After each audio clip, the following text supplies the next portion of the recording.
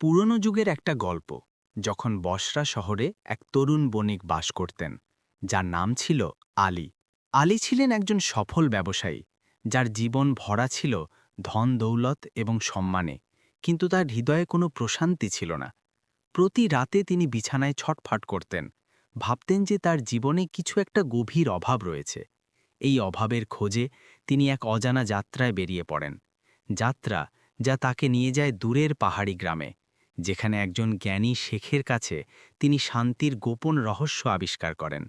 কিন্তু এই যাত্রা শুধুমাত্র বাইরের দুনিয়ার নয়, তার নিজের অন্তরেরও, যেখানে ভয়, সংশয় এবং প্রেমের মধ্য দিয়ে তিনি সত্যিকারের প্রশান্তি খুঁজে পান।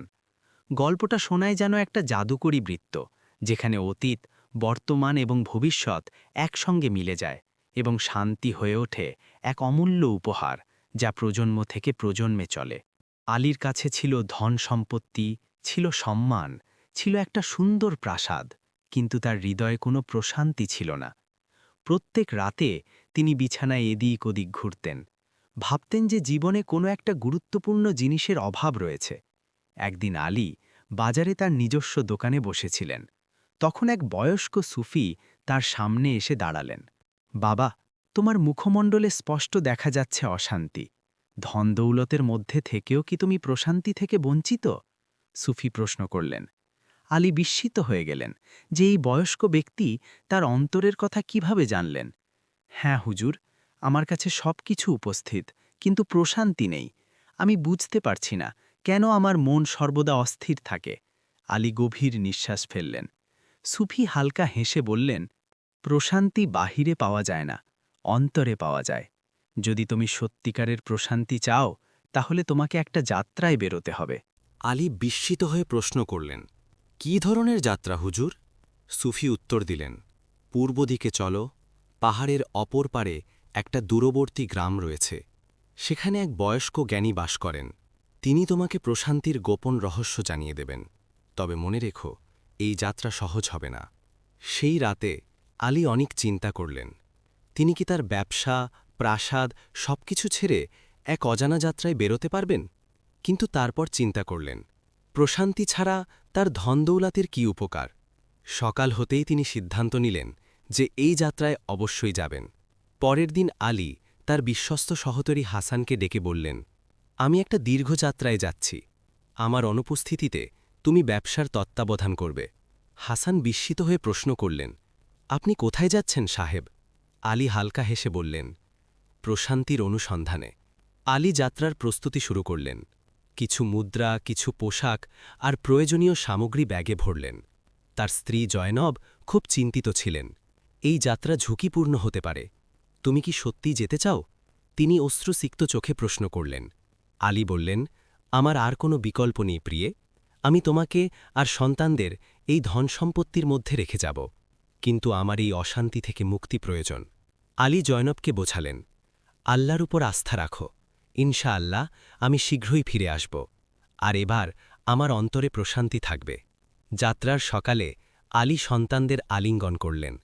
তার ৮ বছরের পুত্র ইসমাইল তাকে একটা ছোট্ট পাথর দিলেন আর বললেন, আব্বু, এটা আমার বিশেষ পাথর, এটা তোমার সঙ্গে রাখবে। এটা তোমাকে আমার স্মৃতি মনে করিয়ে দেবে। আলীর চোখ সজল হয়ে গেল। সূর্যোদয়ের সঙ্গে সঙ্গে আলী অশ্বে চড়ে পূর্ব দিকে যাত্রা করলেন। তার মন ছিল দৃঢ়, কিন্তু মাথায় ছিল অনেক প্রশ্ন। তিনি কি এই যাত্রা থেকে প্রশান্তি লাভ করবেন? বয়স্ক জ্ঞানী কি সত্যি তার সাক্ষাৎ পাবেন? এটা কি একটা মস্ত বড় ভুল নয়? কিন্তু এখন আর প্রত্যাবর্তনের পথ ছিল না। সূর্য আগুনের মতো তাপ ছড়াচ্ছিল, যখন আলী প্রথমবার অনুভব করলেন যে শহুরে জীবনের সকল সুবিধা পিছনে পড়ে গেছে। মরুভূমির উত্তপ্ত বালুর ওপর তার অশ্ব ক্লান্ত হয়ে চলছিল। দূরে আকাশে কিছু কালো মেঘ জমা হচ্ছিল। আলী শুষ্ক ঠোঁটে জিহ্বা বুলালেন আর পানির বোতলের দিকে তাকালেন, যেটা অর্ধেক খালি হয়ে গিয়েছিল। হঠাৎ আকাশে কালো মেঘ ঘনীভূত হল আর প্রচণ্ড ঝড় উঠল। আলীর চোখ বালিতে ভরে গেল। অশ্ব অস্থির হয়ে উঠল। ইয়া আল্লাহ, তিনি চিৎকার করলেন, যখন ঝড় তার পাগড়ি উড়িয়ে নিয়ে গেল। তারপর প্রবল বৃষ্টি শুরু হল, যেন আকাশ সকল দরজা খুলে দিয়েছে। বৃষ্টিতে ভিজে আলী একটা পাথরের নিচে আশ্রয় নিয়ে চিন্তা করছিলেন, আমি কি ভুল করেছি? তখনই তার পুত্রের দেওয়া পাথর স্মরণ হল। তিনি সেটা বের করে চুম্বন করলেন। বিস্ময়কর ব্যাপার, সেই পাথর থেকে উষ্ণতা অনুভূত হচ্ছিল, যেন সেটা তার অন্তরকে সাহস প্রদান করছে। ঝড় থামতেই তিনি দেখলেন তিনি পথ হারিয়ে ফেলেছেন। চারপাশে শুধু সাদা বালির টিলা, কোনো চিহ্ন নেই কোন দিকে যাবেন। তার অশ্বও আহত হয়ে গিয়েছিল। আলী বসে কাঁদতে শুরু করলেন, হে আল্লাহ, আমাকে পথ দেখাও, আমি কোথায় যাব? ঠিক তখনই তিনি দূর থেকে উটের শব্দ শুনলেন। একটা কাফেলা আসছিল। আলী পুরো শক্তি দিয়ে চিৎকার করলেন, হাত নাড়লেন। কাফেলার নেতা, যার সাদা দাড়ি বুক পর্যন্ত পৌঁছেছিল, উট থেকে নেমে এলেন। তুমি কি একা যাত্রা করছো যুবক? মরুভূমি কাউকে ক্ষমা করে না। কাফেলায় আলীকে স্বাগত জানানো হল। এটা ছিল একটা বণিক কাফেলা, যারা সিল্ক রোড ধরে পূর্ব দিকে যাচ্ছিল। নেতার নাম ছিল খালিদ, এক বয়স্ক যাত্রী, যিনি অনেক দেশ দেখেছেন। তুমি প্রশান্তির অনুসন্ধানে বেরিয়েছ? তিনি আলীকে প্রশ্ন করলেন। বিস্ময়কর ব্যাপার, সাধারণত মানুষ ধনসম্পত্তির অনুসন্ধানে বের হয়। রাতে আগুনের চারদিকে বসে খালিদ কাফেলার লোকদের গল্প শোনালেন। এক যাত্রী উদ বাজাল, অন্যজন কবিতা আবৃত্তি করতে লাগল। আলী অচেনা মানুষদের মধ্যে নিজেকে ঘরোয়া অনুভব করছিলেন। বিস্ময়কর, তিনি চিন্তা করলেন, আমি নিজের প্রাসাদে অশান্ত ছিলাম, আর এখানে মরুভূমিতে প্রশান্তি অনুভব করছি। পরের সকালই খালিদ আলীকে একটা মানচিত্র দিলেন। এই পথ তোমাকে পাহাড়ি অঞ্চল পর্যন্ত নিয়ে যাবে, যেখানে সেই গ্রাম রয়েছে যার অনুসন্ধানে তুমি যাচ্ছ। তিনি নতুন করে পানির থলে দিলেন। কিন্তু আমাকে সতর্ক করে দিতে হবে, সামনের পথ খুব ঝুঁকিপূর্ণ, ডাকাতদের এলাকা, আর বলা হয় পাহাড়ে জিনরা বাস করে। আলী অন্তরে ভয় অনুভব করলেন, কিন্তু তার সংকল্প ছিল দৃঢ়। তিনি নতুন বন্ধুদের কাছ থেকে বিদায় নিলেন। খালিদ তার কাঁধে হাত রেখে বললেন, মনে রাখবে, প্রশান্তির অনুসন্ধানে সবচেয়ে বড় বাধা হল ভয়। যতক্ষণ না তুমি নিজের অন্তরের ভয় নিয়ন্ত্রণ করবে, প্রশান্তি তোমার কাছে আসবে না। কাফেলা দক্ষিণ দিকে চলে গেল, আর আলী একা পূর্ব দিকে অগ্রসর হলেন। সামনে লম্বা পাহাড়ের সারি দেখা যাচ্ছিল, যার চূড়া মেঘের মধ্যে লুকানো ছিল। তিনি গভীর নিঃশ্বাস নিলেন আর অশ্বকে এগিয়ে দিলেন। যাত্রার সবচেয়ে কঠিন অংশ এখনও অবশিষ্ট ছিল। কিন্তু বিস্ময়কর ব্যাপার, তার মনে এখন ভয়ের স্থানে আশা জাগ্রত হচ্ছিল। পাহাড়ের উঁচু পাথরের মধ্যে রাস্তা খুব সংকীর্ণ হয়ে গিয়েছিল। আলীর অশ্ব খুব কষ্ট করে অগ্রসর হচ্ছিল। ঠান্ডা বাতাস তার কানে শোঁ করে বাজছিল, যেন কেউ ফিসফিস করে কথা বলছে। সন্ধ্যা নামতে চলেছিল। আলীকে রাত কাটানোর জন্য কোনো নিরাপদ স্থান খুঁজতে হবে। হঠাৎ তার অশ্ব হিনহিন করে পা থামিয়ে দাঁড়িয়ে পড়ল। সামনে ৩ জন লোক তরোয়াল হাতে রাস্তা অবরুদ্ধ করে দাঁড়িয়েছিল। তোমার ধন সম্পত্তি আমাদের দিয়ে দাও বণিক, তাদের মধ্যে সবচেয়ে বড়জন হুমকি দিয়ে বলল। আলীর হাত কাঁপতে লাগল, কিন্তু তিনি নিজেকে সংযত করলেন আর চিন্তা করলেন, আমি প্রশান্তির অনুসন্ধানে এসেছি, ভয়ের জন্য স্থান নেই। আলী বললেন, আমার কাছে খুব কমই রয়েছে, তবে যা রয়েছে তোমরা নিতে পারো। আমি শুধু একজন যাত্রী, প্রশান্তির খোঁজে এসেছি। ডাকাতরা একে অপরের দিকে তাকাল, তারপর জোরে হাসতে লাগল। প্রশান্তি? তুমি প্রশান্তি খুঁজছ যখন আমরা রুটির জন্য ছটপট করি? হঠাৎ ডাকাতদের নেতা আলীর কাছে এগিয়ে এলো, আর তার চোখের দিকে গভীরভাবে তাকাল।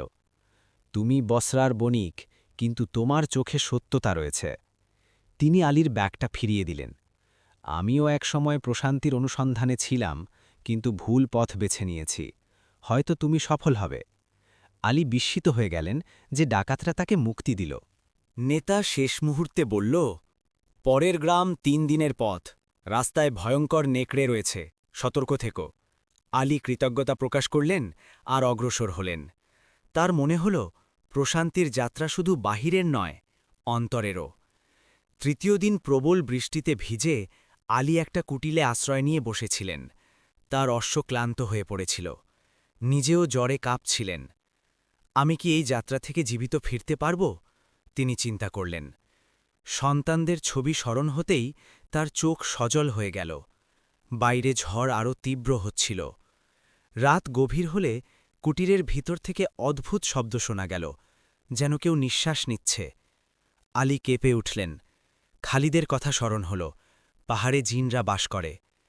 তিনি সাহস করে মশাল জ্বালালেন আর কুটিরের ভিতর তাকালেন। এক কোণে এক বয়স্ক লোক বসেছিলেন, সাদা লম্বা দাড়িওয়ালা। ভয় পেও না যাচ্ছি, আমিও এই ঝড় থেকে রক্ষা পেতে এখানে এসেছি, বয়স্ক বললেন। আলী স্বস্তির নিঃশ্বাস ফেললেন। বয়স্ক তার ঝোলা থেকে কিছু ভেষজ বের করে বললেন, এটা খাও, তোমার জ্বর কমে যাবে। আলী কৃতজ্ঞতা প্রকাশ করলেন আর প্রশ্ন করলেন, আপনি কে? বয়স্ক হালকা হেসে বললেন, একজন বন্ধু, হয়তো একজন পথ নির্দেশক। সকালের মধ্যে আলীর জ্বর কমে গেল। বয়স্ক তাকে গ্রামের পথ বলে দিয়ে বললেন, যে জ্ঞানীর অনুসন্ধানে তুমি যাচ্ছ তিনি শেখ হামিদ, তাকে বলবে মুলাকাতি পাঠিয়েছে। আলী কৃতজ্ঞতা জানালেন। যখন তিনি ঘুরে তাকালেন, বয়স্ক আর ছিলেন না, শুধু মাটিতে একটা সাদা পালক পড়েছিল।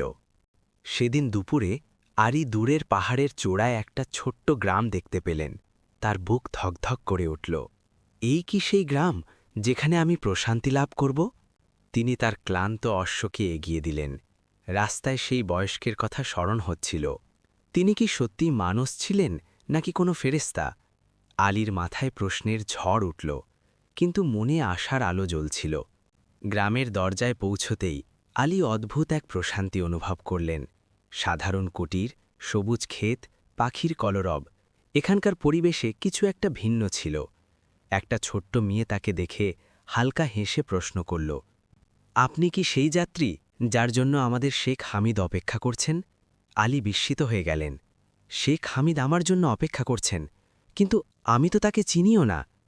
মেয়েটা হেসে বলল, শেখ সব জানেন। কাল রাতে তিনি স্বপ্নে দেখেছেন এক বণিক প্রশান্তির অনুসন্ধানে আসবে। মেয়েটা তাকে সঙ্গে নিয়ে গেল। গ্রামের লোকেরা পথে তাকে দেখে এমন হালকা হাসছিল যেন তিনি কোনো পুরনো বন্ধু। পাহাড়ের চূড়ায় একটা সাধারণ কুটির ছিল, যেখানে শেখ হামিদ বাস করতেন। আলী দরজায় টোকা দিতেই ভিতর থেকে আওয়াজ এলো, আয়ো আলী, অনেকক্ষণ ধরে তোমার অপেক্ষায় আছি। ভিতরে প্রবেশ করতেই আলী থমকে দাঁড়ালেন। শেখ হামিদ সেই বয়স্ক যাকে তিনি গুহায় দেখেছিলেন। আপনি আপনি তো সেই... আলী হোঁচট খেয়ে বললেন। শেখ হামিদ হালকা হেসে বললেন, হ্যাঁ, আমি ভেবেছিলাম তোমার পরীক্ষা নেওয়া প্রয়োজন।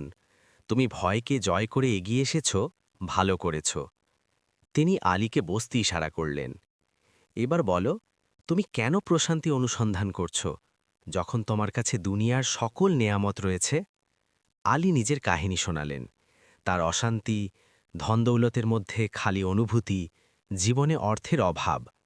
শেখ হামিদ নীরবে শুনলেন, তারপর ধীরে বললেন, তুমি 5 দিন আমার সঙ্গে থাকবে, প্রতিদিন একটা করে শিক্ষা গ্রহণ করবে। প্রথম শিক্ষা, প্রশান্তি বাহিরে নয়, অন্তরে। আজ রাত এখানে বিশ্রাম করো, কাল তোমার প্রথম পরীক্ষা হবে। পরের সকালে সূর্যোদয়ের আগেই শেখ আলীকে জাগিয়ে দিলেন। আজ তুমি গ্রামের কূপ থেকে পানি ভরবে। আলী বিস্মিত হয়ে গেলেন। এটাই কি প্রশান্তির গোপন রহস্য? সারা দিন তিনি বালতি ভরতে লাগলেন। হাতে ফসকা পড়ে গেল, কোমর ব্যথা করতে লাগল। সন্ধ্যায় শেখ প্রশ্ন করলেন, কেমন অনুভব করছো এখন? আলী বললেন, দেহ খুব ক্লান্ত, কিন্তু অন্তরে একটা অদ্ভুত প্রশান্তি এসেছে। দ্বিতীয় দিন শেখ আলীকে বললেন, আজ গ্রামের শিশুদের কুরআন শিক্ষা দিতে হবে। আলী আপত্তি করে বললেন, আমি তো জ্ঞানী নই। শেখ হালকা হেসে বললেন, যা জানো তাই শেখাও। শিশুদের সঙ্গে বসে কুরআন পাঠ করতে করতে আলীর শৈশব স্মরণ হল। তখন জীবনটা কত সরল আর পরিপূর্ণ প্রশান্তিময় ছিল। তৃতীয় দিন একটা অদ্ভুত কাজ দেওয়া হল। গ্রামের কবরস্থানে যাও আর প্রতিটি কবরের উপর ফাতিহা পাঠ করো। আলী সারা দিন কবরস্থানে কাটালেন। মৃত্যু নিয়ে চিন্তা করতে করতে তার মনে হল, দুনিয়া তো ক্ষণস্থায়ী। প্রশান্তি এইটাই যে আমরা এই অস্থায়ী জীবনকে ভালো কাজে ব্যয় করি। সন্ধ্যায় ফিরে এসে তিনি শেখকে বললেন, আজ আমি বুঝেছি দুনিয়া ক্ষণস্থায়ী। প্রশান্তি এই বোঝার মধ্যেই লুকানো আছে। চতুর্থ দিন শেখ একটা কঠিন কাজ দিলেন। পাহাড়ের চূড়ায় যাও আর সেখান থেকে শুধু একটা পাথর নিয়ে এসো, যেটা তোমার কাছে সবচেয়ে সুন্দর মনে হবে। আলী সারা দিন হাজার হাজার পাথর দেখলেন। শেষে একটা সাধারণ সাদা পাথর বেছে নিলেন। শেখকে বললেন, এটা আমার পুত্রের দেওয়া পাথরের মতো। শেখ হালকা হেসে বললেন, প্রেমই আসল প্রশান্তি। পঞ্চম দিন শেখ আলীকে একটা অন্ধকার কক্ষে বসিয়ে দিলেন। পুরো রাত খাদ্যপানীয় গ্রহণ করবে না। চোখ বন্ধ করে নিজের অন্তরের দিকে তাকাও। রাতভর আলী বসে রইলেন। চিন্তা আসতে লাগলো, যেতে লাগলো। সকাল হওয়ার আগে তার মনে হলো যেন অন্তরে একটা নূর জ্বলে উঠছে। কক্ষ থেকে বেরিয়ে এসে তার চোখে পানি ছিল, কিন্তু মুখে মৃদু হাসি।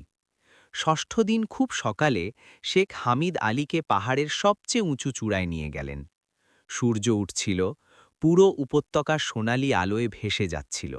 শেখ বললেন, আলী, এখন তুমি প্রশান্তির খুব কাছে এসেছ, কিন্তু শেষ শিক্ষা এখনও অবশিষ্ট। আলী উদ্বিগ্ন হয়ে প্রশ্ন করলেন, আপনি কি আমাকে বলবেন প্রশান্তি কি? শেখ নীরব রইলেন। দীর্ঘ নীরবতার পর বললেন, আমি তোমাকে বলবো না, তুমি নিজেই বলবে। আলী বিস্মিত হয়ে বললেন, আমি কিভাবে বলবো যখন আমি নিজেও জানি না? শেখ হালকা হেসে বললেন, তোমার কাছেই উত্তর রয়েছে। তিনি আলীকে একটা কাগজ আর কলম দিলেন। তোমার পুরো জীবন চিন্তা করো, তোমার সবচেয়ে সুখের মুহূর্তগুলো স্মরণ করো। সেই মুহূর্তগুলোতে কি মিল ছিল? আলী চোখ বন্ধ করলেন। তার বিবাহের দিন, সন্তানদের জন্ম, পিতার দোয়া, মরুভূমিতে কাফেলার সঙ্গে কাটানো রাত, শিশুদের সঙ্গে কোরআন পাঠ। সূর্য মাথার উপর চলে এসেছিল। যখন আলী চোখ খুললেন, তার মুখে অদ্ভুত প্রশান্তি ছিল। তিনি বললেন, আমি বুঝে গেছি শেখ সাহেব, প্রশান্তি প্রেমে আছে, কৃতজ্ঞতায় আছে, আল্লাহর উপাসনায় আছে, মানুষের সেবায় আছে। শেখ হালকা হেসে বললেন, একদম সঠিক। প্রশান্তি কোনো স্থানে বা কোনো বস্তুতে নেই, এটা জীবনের মধ্যেই রয়েছে। সেই সন্ধ্যায় শেখ আলীকে বললেন, এবার বাড়ি প্রত্যাবর্তনের সময় হয়েছে। আলী বিস্মিত হয়ে বললেন, আমি তো এইমাত্র এসেছি। শেখ গম্ভীর হয়ে বললেন, তোমার আসল পরীক্ষা এখন শুরু হবে। প্রশান্তি খুঁজে পাওয়া সহজ, কিন্তু তাকে ধরে রাখা কঠিন। যাও, বাড়ি ফিরে যাও, সেখানেই তোমার আসল পরীক্ষা। পরের সকালে গ্রামের লোকেরা আলীকে বিদায় জানাল, যেন তিনি তাদের অনেক পুরনো বন্ধু। শেখ তাকে একটা ছোট বাক্স দিলেন। এটা তখনই খুলবে যখন মনে হবে প্রশান্তির পথ ভুলে গেছ। আলী শেখের হাতে চুম্বন করলেন। আমি আপনার উপকার কখনো ভুলব না। শেখ বললেন, উপকার আমার নয়, আল্লাহর। প্রত্যাবর্তনের পথটা বিস্ময়করভাবে সহজ মনে হল। রাস্তায় সেই ডাকাতদের সঙ্গে আবার সাক্ষাৎ হল। এবার তারা রাস্তা অবরুদ্ধ করল না, বরং সঙ্গে চলতে লাগল। ডাকাতের নেতা বলল, আমরা তোমার মুখে প্রশান্তি দেখতে চাই। আলী তাদের সঙ্গে তাঁবু খাটালেন আর শেখের কথাগুলো শোনালেন। বিস্ময়কর ব্যাপার, রাতে নেতা কেঁদে ফেলল, কাশ আমিও প্রশান্তি লাভ করতে পারতাম। বসরার কাছে আসার আগে আলী সেই কাফেলার সঙ্গে আবার সাক্ষাৎ করলেন। খালিদ তাকে দেখে বিস্মিত হয়ে গেলেন। তুমি পুরোপুরি পরিবর্তিত হয়ে গেছ, তোমার মুখে নূর ঝরছে। আলী হালকা হেসে বললেন, আমি প্রশান্তি লাভ করেছি বন্ধু। খালিদ প্রশ্ন করলেন, কোনো গুপ্তধন লাভ করেছ? আলী বললেন, হ্যাঁ, কিন্তু সোনার উপার নয়, আরও এগোতে চাইলে বলো। বসরায় পৌঁছে আলী জানতে পারলেন যে তার অনুপস্থিতিতে তার সহকারী হাসান ব্যবসায় বিশ্বাসঘাতকতা করেছে। অর্ধেক সম্পত্তি নষ্ট হয়ে গেছে। পুরনো আলী হলে রাগে উন্মত্ত হয়ে উঠতেন, হাসানকে শাস্তি দিতেন। কিন্তু এখন তিনি শান্ত কণ্ঠে বললেন, হাসান, আমি তোমাকে ক্ষমা করে দিলাম। আমরা আবার নতুন করে শুরু করব। বাড়ি ফিরে তিনি স্ত্রী আর সন্তানদের আলিঙ্গন করলেন। চোখে পানি নিয়ে বললেন, তোমাদের খুব অভাব অনুভব করেছি। জয়নব প্রশ্ন করলেন, তুমি কি প্রশান্তি লাভ করেছ? আলী পুত্র ইসমাইলকে কোলে তুলে নিয়ে স্ত্রীর দিকে তাকিয়ে বললেন, হ্যাঁ, আমি প্রশান্তি লাভ করেছি। আর সেই প্রশান্তি এখানেই ছিল, আমার ঘরে, আমার পরিবারে, আমার জীবনে। আমি শুধু দেখতে পাইনি। কয়েক মাস অতিক্রান্ত হল। আলীর জীবন পুরোপুরি পরিবর্তিত হয়ে গিয়েছিল। তিনি এখন প্রতিদিন ফজরের নামাজের পর দরিদ্রদের খাদ্য বিতরণ করতেন। তারপর দোকানে যেতেন, যেখানে তিনি আর অধিক লাভ নিতেন না। সন্ধ্যায় বাড়ি ফিরে শিশুদের কুরআন শিক্ষা দিতেন। জয়নবের সঙ্গে বাগানে বিচরণ করতেন। লোকেরা বিস্মিত হয়ে বলত, এই কি সেই আলী যে একসময় শুধু ধন সম্পত্তির চিন্তায় থাকত? এক রাতে প্রচণ্ড ঝড় এল। বসরার গলি গলি জলে ভেসে গেল। অনেক কুটির ধসে পড়ল। আলী নিজের প্রাসাদ ক্ষতিগ্রস্তদের জন্য উন্মুক্ত করে দিলেন। লোকেরা বিস্মিত হয়ে প্রশ্ন করল, তুমি নিজের আরাম আয়েশ কেন ত্যাগ করছ? আলী হালকা হেসে বললেন, প্রশান্তি বিতরণ করলে বৃদ্ধি পায়, হ্রাস পায় না। সেই রাতে আলীর প্রাসাদে ১০০ জন মানুষ আশ্রয় নিল। ঝড়ের পর আলী ক্ষতিগ্রস্তদের জন্য বড় দান দিলেন। তার সহকারী হাসান বুঝতে পারছিল না। আপনি আমাকে ক্ষমা করলেন, এখন নিজের সম্পত্তি বিতরণ করছেন কেন? আলী বললেন, এটাই প্রশান্তির গোপন রহস্য। যত দান করবে তত লাভ করবে। হাসান লজ্জায় মাথা নত করে বলল, আমি আপনার কাছ থেকে চুরি করতাম, আর আপনি আমাকে দান করে যেতেন। হঠাৎ একদিন আলীর পুত্র ইসমাইল খুব অসুস্থ হয়ে পড়ল। জ্বর এত বেশি যে সে হেঁচকি দিয়ে বকবক করছিল। সব চিকিৎসক হাত তুলে দিল, এখন শুধু আল্লাহই রক্ষা করতে পারেন। এটাই ছিল আলীর প্রশান্তির প্রথম আসল পরীক্ষা। তার মন চাইছিল চিৎকার করতে, কাঁদতে, কিন্তু তিনি শেখ হামিদের শিক্ষা স্মরণ করলেন। দুর্দশায় প্রশান্তি ধরে রাখাই ঈমানের চিহ্ন।